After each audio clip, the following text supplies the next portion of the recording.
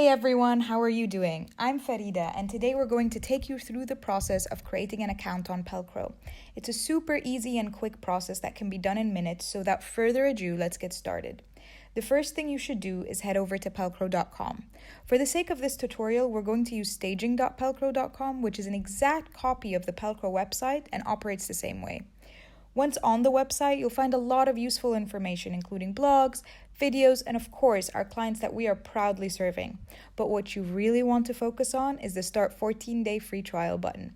So what we're going to do is hit that button, which should redirect us to the sign-up landing page.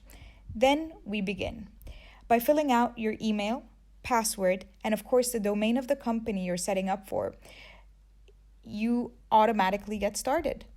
By the way, you can always change the domain later, so that's a fun fact for you. Now let's talk about Stripe. Once you get on the dashboard, it'll ask you to connect with Stripe for any payment processes and so forth. You're going to click that button and it'll redirect you to a Stripe login page. It'll ask you for a few details, nothing too complex, and once you're done, it'll send you back to your dashboard.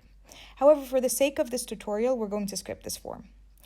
Now that you're back, congratulations, you are officially signed up, no credit card necessary.